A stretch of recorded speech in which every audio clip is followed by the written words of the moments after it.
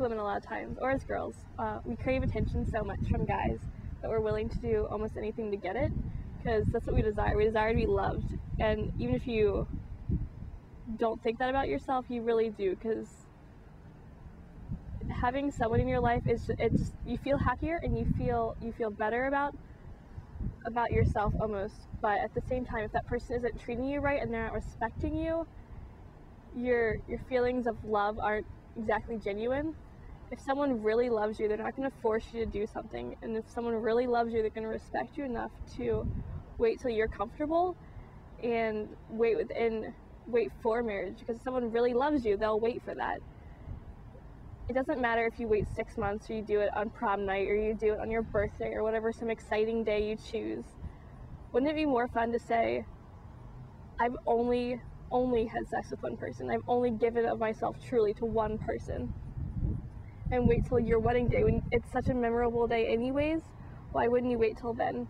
Or why would you want to do something outside of marriage that you can do for the rest of your life within the bounds of marriage? Also, I think a lot of times when you do mess up and you do fall and you do slip into that temptation, and you go out behind the bleachers, or you go find some random parking lot and go to the backseat of your boyfriend's car, and you do stuff that you don't necessarily want to, the next time you do stuff, that's who you're going to be thinking of. That's who you're going to be remembering. You're going to be remembering your boyfriend from the very first time. You're remembering what he said or what he smelled like, and it's going to ruin the time you're having with your true love. And if you wait for marriage and you wait for that special person to propose and make it legal, then it's so much more special than having just, like, how classy is it to sit in the backseat of your boyfriend's car and do stuff and fool around? Or how classy is it to sneak up to your bedroom at night and hide it in the cupboards and hope that your parents can't hear you? Why wouldn't you just wait for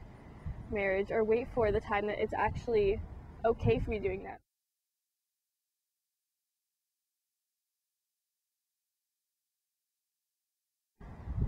Like, I know I've messed up in a lot of issues in my life, and I know I've done things that I don't exactly look back and I smile upon, and that's something I have to deal with for a lot of things.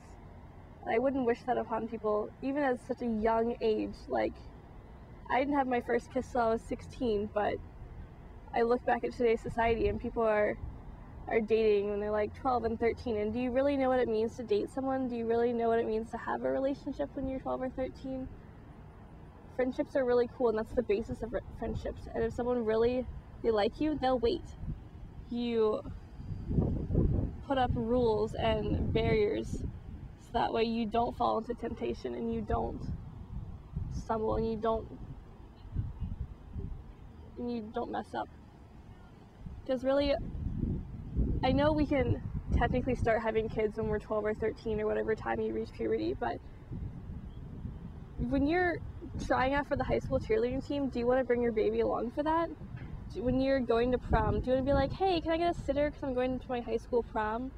Or do you really want to deal with, I have to buy diapers instead of textbooks in college? It just makes so much more sense to wait, because sex was ultimately designed for enjoyment and to produce children. You don't want to be exactly producing children or having kids when you're 12 or 13 or 14 or 16. You're still a kid yourself. You don't have time to manage children or balance schoolwork and high school jobs and getting your driver's license, and that's hard enough already. Why would you want to add into the mix of taking care of your kids or other responsibilities as well?